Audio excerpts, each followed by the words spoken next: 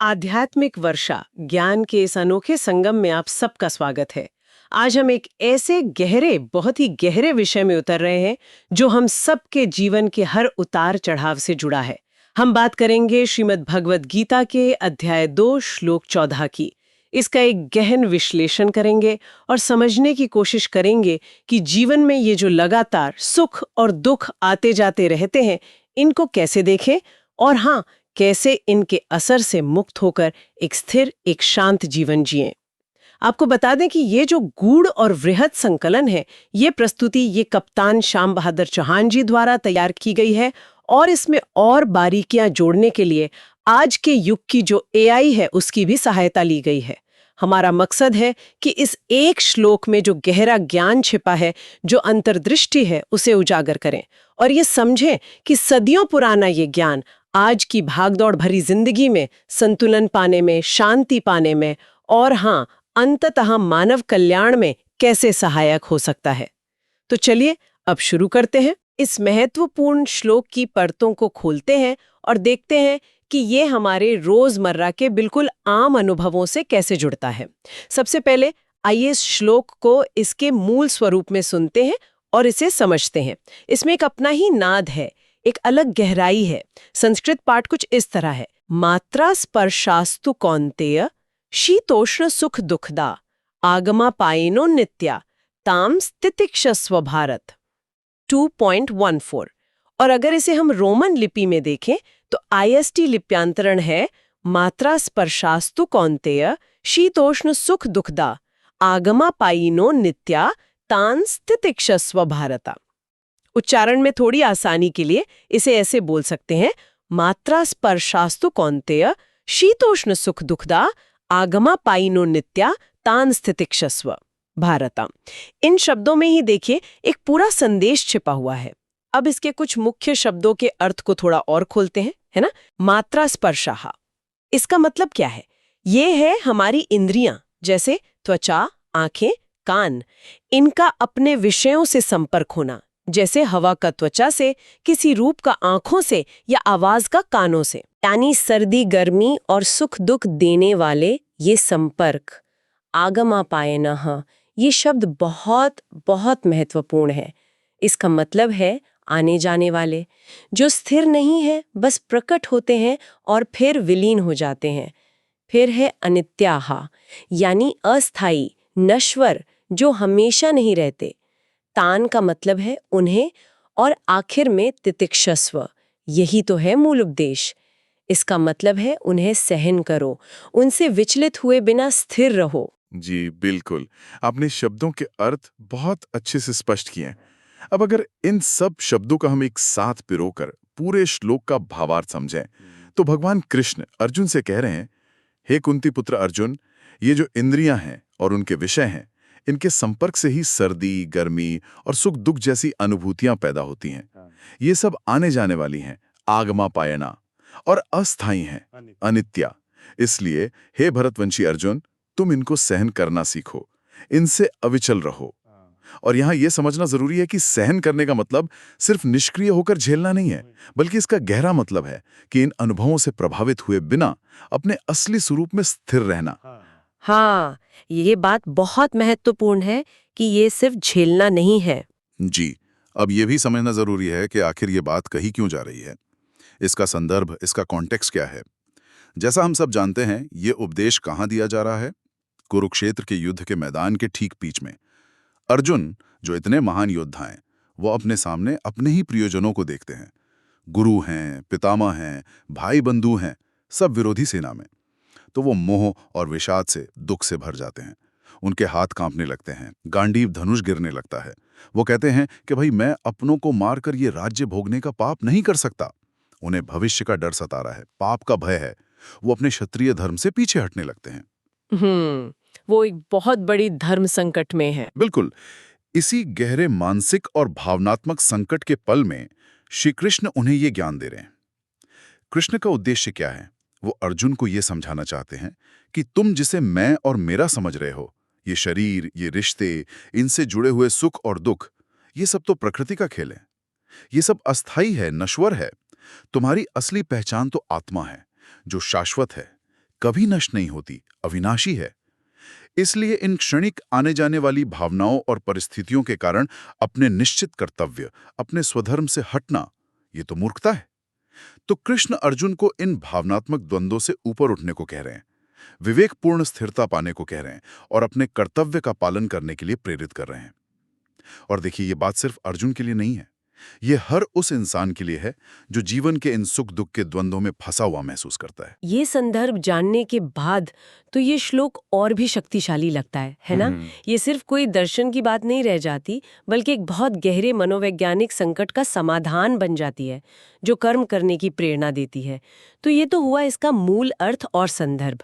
लेकिन जैसा अक्सर होता है महान ग्रंथों के साथ, अलग-अलग विद्वानों ने, संतों ने इसकी व्याख्या में अपनी खास अंतर्दृष्टि जरूर जोड़ी होगी। कप्तान चौहान के संकलन में इस पर क्या अलग-अलग दृष्टिकोण मिलते हैं? हाँ, ये वाकई बहुत दिलचस्प है कि एक ही श्लोक को कितनी अलग अलग गहराइयों से समझा गया है और हर व्याख्या जैसे एक नया दरवाजा खोल देती है। चलिए कुछ प्रमुख व्याख्याओं पर नजर डालते हैं जो संकलित सामग्री में हमें मिलती हैं। सबसे पहले अद्वैत वेदांत के शिखर पुरुष आदि शंकराचार्य जी। उनके भाष्य के अनुसार ये श्लोक विवेक का आधार है।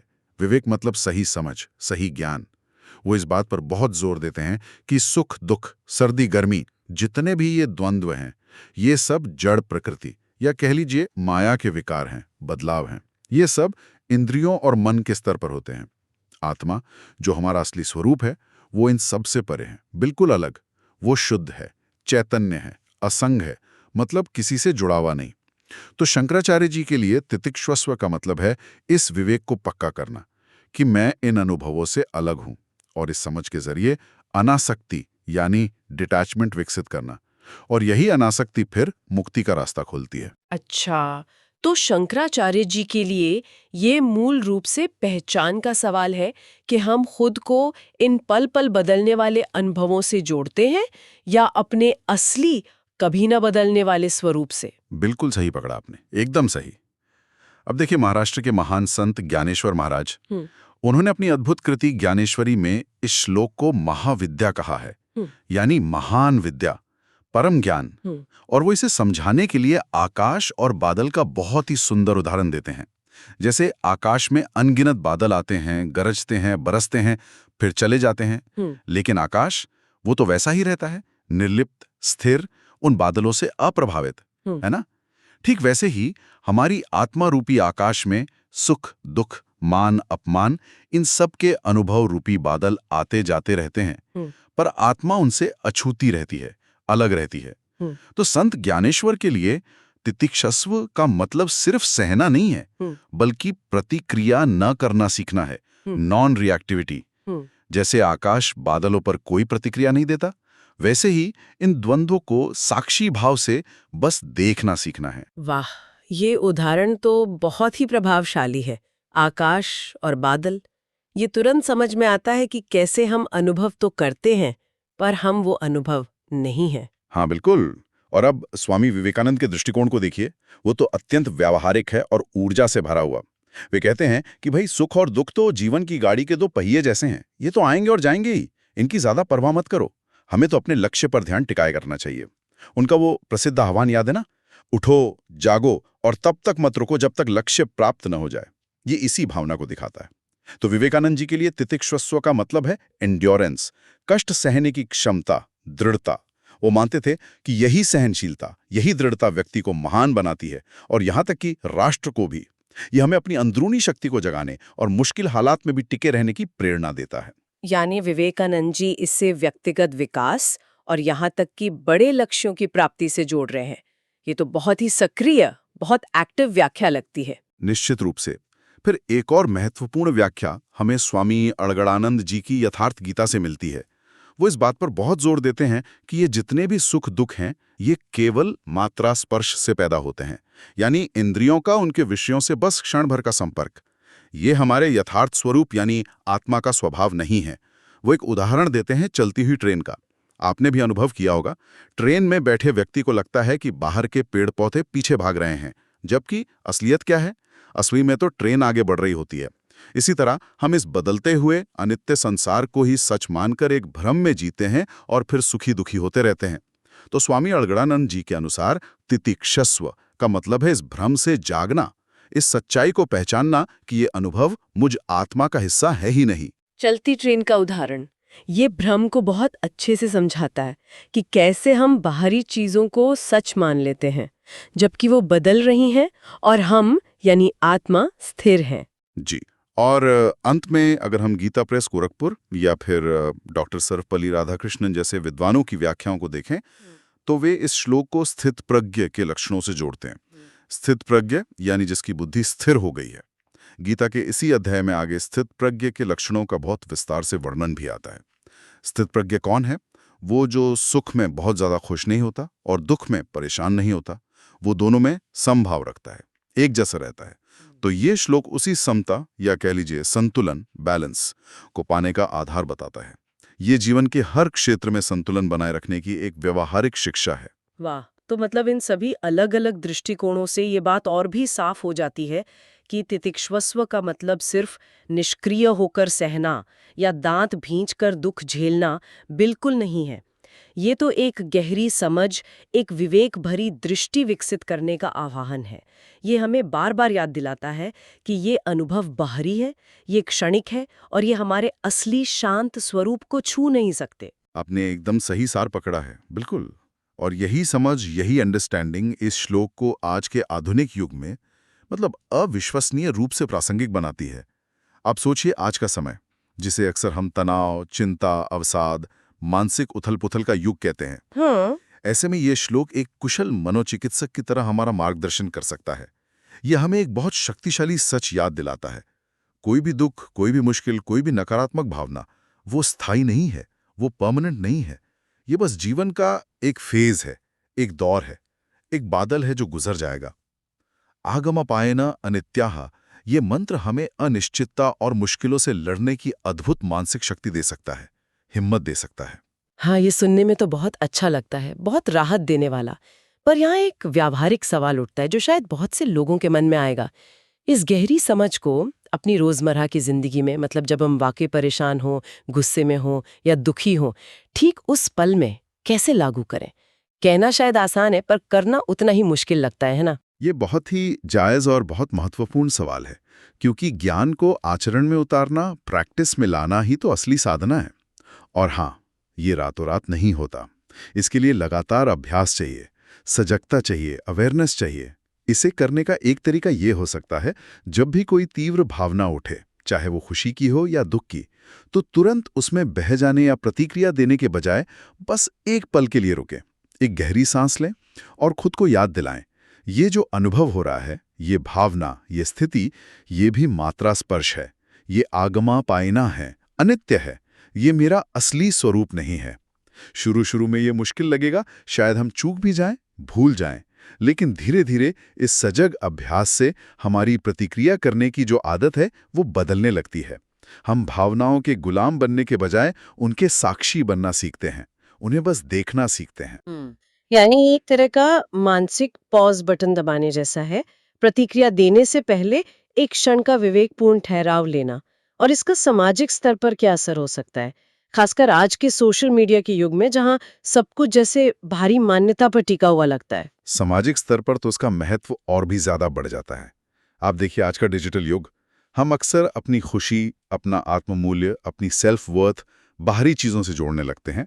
सोशल मीडिया पर कितने लाइक्स मिले, ये हो गया सुख, कितने नेगेटिव कमेंट्स आए या ट्रोल्स का सामना करना पड़ा, ये हो गया दुख। थोड़ी सी सफलता मिलती है तो उसे सिर पर चढ़ा लेते हैं और जरा सी विफलता मिलती है तो टूट जाते हैं। ये श्लोक हमें सिखाता है कि इन क्षणिक बाहरी मूल्यांकनों और प्रतिक्रियाओं से अपने आत्ममूल्य को मत बांधो। लोगों की राय, भीड़ की वाहवाही या आलोचना, ये सब आगमापायेन है, आज हैं कल नहीं। ये हमें बाहरी उथल पुथल के बीच अपने अंदर के सत्य पर, अपने मूल्यों पर, अपने लक्ष्य पर स्थिर रहने की अद्भुत शक्ति देता है। ये तो सचमुच बहुत ही प्रासंगिक बात है। कमाल है कि कैसे एक प्राचीन श्लोक आज की डिजिटल दुनिया की सबसे बड़ी चुनौतियों में से एक, ये जो बाहरी मान्यता पर निर्भरता है, उसका समाधान दे रहा है और आध्यात्मिक यात्रा पर इसका क्या असर होता है। आध्यात्मिक स्तर पर ये श्लोक साक्षी भाव या जिसे अंग्रेजी में विटनेस कॉन्शियसनेस कहते हैं, उसे विकसित करने का आधार है। साक्षी भाव का मतलब क्या है? इसका मतलब है अपने विचारों को, अपनी भावनाओं को, अपने शारीरिक संवेदनाओं को बिना किसी लगाव या बिना कोई जजमेंट पास किए तटस्थ होकर देखना सीखना। जैसे मैं दुखी हूं, इस विचार में पूरी तरह डूब जाने के बजाय ये देखना कि अच्छा, मेरे मन शरीर के सिस्टम में दुख की एक अनुभूति या एक विचार प्रकट हुआ है जो कि अस्थायी है। ये अपने आप को अपनी वृत्तियों से, अपने विचारों और भावनाओं से अलग करके देखने की क्षमता है। ये समझना कि मैं इन अनुभवों का सिर्फ करने वाला या भोगने वाला ही नहीं हूं, बल्कि मैं इनको जानने वाला, इनका साक्षी हूं। यही आत्मज्ञान की ओर पहला और सबसे महत्वपूर्ण कदम है। ये हमें दिखाता है कि हमारा असली स्वरूप इन बदलते हुए अनुभवों से कहीं ज्यादा गहरा और स्थिर है। ये समझ युवाओं के लिए, यंगस्टर्स के लिए कितनी महत्वपूर्ण हो सकती है। वो तो अक्सर जीवन के पहले बड़े उतार चढ़ावों का सामना कर रहे होते हैं, जैसे परीक्षा में अच्छे या बुरे नंबर आना, रिश्तों का बनना बिगड़ना, करियर की शुरुआती सफलताएं या विफलताएं। बिल्कुल, युवाओं के लिए तो ये संदेश अमृत जैसा है। जीवन में ये सब होना तो स्वाभाविक है। परीक्षा में फेल हो जाना, कोई रिश्ता टूट जाना, नौकरी ना मिलना, ये सब अंत नहीं है। ये श्लोक उन्हें सिखाता है कि ये सब बस टेम्पररी सेटबैक्स हैं, अस्थायी पड़ाव हैं। इन्हें आगमा पायनः अनित्यः समझकर इनसे सीखना है, पर इनमें डूबकर अपना रास्ता नहीं छोड़ देना है। न तो छोटी सी सफलता के नशे में बह जाना है कि आगे कोशिश करना ही छोड़ दें, और न ही किसी असफलता के दुख में इतने टूट जाना है कि दोबारा उठने की हिम्मत ही न रहे। लक्ष्य पर नजर बनाए रखना, भारी परिस्थितियों के थपेड़ों के बावजूद अपने अंदर की सहन शक्ति, जिसे गीता तितिक्षा कहती है, उसे पहचानना और उसे लगातार विकसित करना, यही युवाओं के लिए इस श्लोक का सबसे बड़ा तोहफा है। अच्छा, इस गहरी चर्चा के लिए जिन स्रोतों का उपयोग किया गया है, उनका एक बार फिर से उल्लेख करना शायद सुनने वालों के लिए उपयोगी होगा। हाँ, जरूर।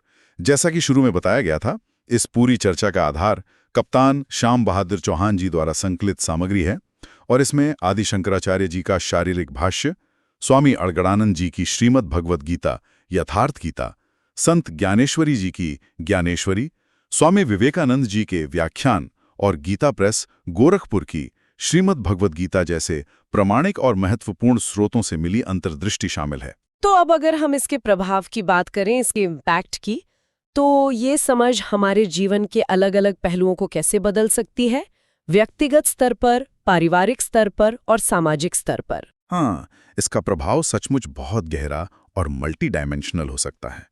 व्यक्तिगत स्तर पे, जैसा हमने अभी बात की, ये हमें भावनात्मक रूप से मजबूत बनाता है, स्थिर बनाता है। हम छोटी छोटी बातों पर कम विचलित होते हैं, तनाव और चिंता का सामना बेहतर तरीके से कर पाते हैं और एक गहरी आंतरिक शांति का अनुभव करते हैं। हमारी जो प्रतिक्रियाएं होती हैं वो ज्यादा संतुलित और विवेकपूर्ण हो जाती हैं। अब पारिवारिक स्तर पर सोचिए, अगर परिवार का एक सदस्य भी इस समझ को जीने लगे तो वो घर के माहौल को कितना पॉजिटिव बना सकता है। वो दूसरों की बातों या उनके व्यवहार से आसानी से आहत नहीं होगा, दूसरों की भावनाओं को ज्यादा सहानुभूति से, ज्यादा धैर्य से समझ पाएगा। इससे क्या होगा? आपसी कलह कम होगी और रिश्ते ज्यादा मधुर और गहरे बनेंगे। वो व्यक्ति परिवार में स्थिरता का एक केंद्र बन सकता है। हाँ, ये तो है। और अब अगर हम इसे और बड़े परिप्रेक्ष्य से जोड़ें, समाज और विश्व के स्तर पर, तो ये मानव कल्याण का एक बहुत महत्वपूर्ण आधार बन सकता है।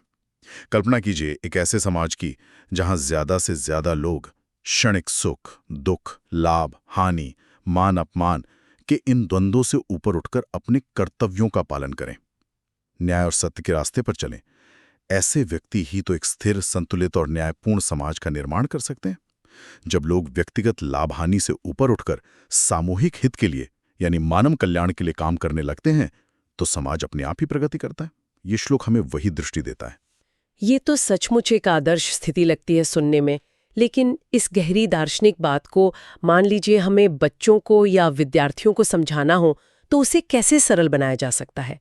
उनके लिए शायद मात्रा स्पर्श या तितिक्षा जैसे शब्द थोड़े भारी लगें। हाँ, ये बिल्कुल सही है। और इसके लिए कहानियों या उदाहरणों का प्रयोग बहुत कारगर हो सकता है, जैसा कि संकलित सामग्री में भी संकेत मिलता है। उदाहरण के लिए वो पानी के गिलास वाली कहानी जो अक्सर सुनाई जाती है, वो यहाँ बहुत अच्छे से फिट बैठती है। और मान लेते हैं कि ये उस सामग्री का हिस्सा है जिससे हम बात कर रहे हैं। कहानी कुछ इस तरह है। हाँ, सुनाइए। एक बार एक बुद्धिमान संत के पास एक आदमी अपनी बहुत सारी समस्याएं लेकर आया। मेरा व्यापार ठीक नहीं चल रहा, बेटा कहना नहीं मानता, सेहत खराब रहती है, मैं बहुत दुखी हूं। संत ने उसे पानी का एक गिलास दिया और कहा, इसे बस अपने हाथ में सीधा पकड़ कर रखो। आदमी ने गिलास पकड़ लिया। कुछ मिनट बीते, उसका हाथ दुखने लगा। 15-20 मिनट बाद तो दर्द काफी बढ़ गया, हाथ कांपने लगा। संत ने पूछा, क्या हुआ, गिलास भारी है क्या? आदमी बोला, महाराज, गिलास तो हल्का है, पर इतनी देर से पकड़े पकड़े मेरा हाथ सुन्न हो गया है, बहुत दर्द हो रहा है। संत मुस्कुराए और बोले, तो अब इसे नीचे रख दो। आदमी ने जैसे ही गिलास नीचे रखा, उसे बड़ी राहत मिली। तब संत ने समझाया, देखो, तुम्हारी समस्याएं और दुख भी इस पानी के गिलास की तरह ही हैं। अगर तुम उन्हें कुछ देर मन में रखते हो तो ठीक है, अगर ज्यादा देर पकड़े रहते हो तो वे दर्द देने लगते हैं, और अगर तुम उन्हें दिन रात अपने मन में पकड़े ही रहते हो तो वे तुम्हें पूरी तरह बेबस और दुखी कर देंगे। समस्या गिलास के वजन में नहीं है, बल्कि उसे कितनी देर पकड़े रहते हो इसमें है। जीवन के सुख दुख भी ऐसे ही हैं। वे आग मापाए ना है, आते हैं और जाते हैं। उन्हें मन में चिपका कर मत रखो, उन्हें देखो, समझो और फिर जाने दो। कहानी वास्तव में इस श्लोक के गहरे संदेश आगमापायिनः अनित्यः तान् तितिक्षस्व को बहुत ही सरल और यादगार तरीके से प्रस्तुत करती है। बिल्कुल। तो अब अगर हम इस पूरी ज्ञान वर्षा का, इस ज्ञान संगम का सार समेटना चाहें, तो वो मुख्य संदेश क्या है जिसे हम अपने साथ लेकर जा सकते हैं? देखिए, इस गहन चर्चा का सार मेरे हिसाब से यही है कि हमारा वास्तविक स्वरूप, हमारी आत्मा, इस दुनिया की भागदौड़ और उतार चढ़ाव से बिल्कुल परे है, शांत है, स्थिर है और कभी न बदलने वाली है। जीवन में जो भी अनुभव होते हैं, सुख या दुख, सर्दी या गर्मी, सफलता या विफलता, मान या अपमान, ये सब तो प्रकृति के नियम के अनुसार आने जाने वाली लहरें हैं, क्षणिक बादल हैं। ये हमारे असली स्वरूप को, उस शांत आकाश को छू नहीं सकते, उसे बदल नहीं सकते। हमें जीवन के इस खेल को, इन अनुभवों को साक्षी भाव से देखना सीखना है। इनमें पूरी तरह उलझकर अपनी शांति नहीं खोनी है। अपने भीतर की उस गहरी सहन शक्ति और स्थिरता को, जिसे गीता तितिक्षा कहती है, उसे जगाना और मजबूत करना ही जीवन की हर चुनौती का सामना करने और हर परिस्थिति में संभाव रहने का रहस्य है। यही इस श्लोक का अमृत है। और इस चर्चा के अंत में मैं एक विचारणीय प्रश्न छोड़ना चाहूंगा, जो शायद इस ज्ञान को व्यवहार में लाने की जो जटिलता है उसे दर्शाता है। यह श्लोक हमें क्षणिक और अनिवार्य अनुभवों को सहन करने, तितिक्षस्व की सलाह देता है, जो व्यक्तिगत शांति के लिए जरूरी है। लेकिन कहाँ पर यह स्वस्थ सहनशीलता खत्म होती है और कहाँ उन परिस्थितियों को निष्क्रिय रूप से स्वीकार करना शुरू हो जाता है जिन्हें वास्तव में बदलने की जरूरत है, जिनके खिलाफ शायद आवाज उठाने की या जिनसे लड़ने की जरूरत है। कोई व्यक्ति ये कैसे तय करे कि कब सहन करना विवेकपूर्ण है और कब किसी अन्याय या गलत के विरुद्ध सक्रिय होना उसका कर्तव्य है? ये व्यावहारिक विवेक की रेखा कहाँ खींची जाए? ये एक ऐसा प्रश्न है जिस पर हमें लगातार मनन करने की, आत्मनिरीक्षण करने की जरूरत है। ये सचमुच एक बहुत गहरा और बहुत प्रासंगिक प्रश्न है। ये हमें दिखाता है कि इस ज्ञान को जीवन में लागू करना एक लगातार चलने वाली यात्रा है, कोई अंतिम पड़ाव नहीं। ये हमें सोचने पर मजबूर करता है कि तितिक्षा का सही संतुलन कैसे साधा जाए। इस गहन चिंतन सत्र में हमारे साथ शामिल होने के लिए आप सबका बहुत बहुत धन्यवाद। और एक बार फिर याद दिला दें कि यह गहन संकलन कप्तान श्याम बहादुर चौहान जी द्वारा किया गया था। उम्मीद है इस आध्यात्मिक वर्षा ने आपके मन को सींचा होगा और आपको कुछ नए दृष्टिकोण जरूर मिले होंगे। शुभकामनाओं के साथ अब हम विदा लेते हैं।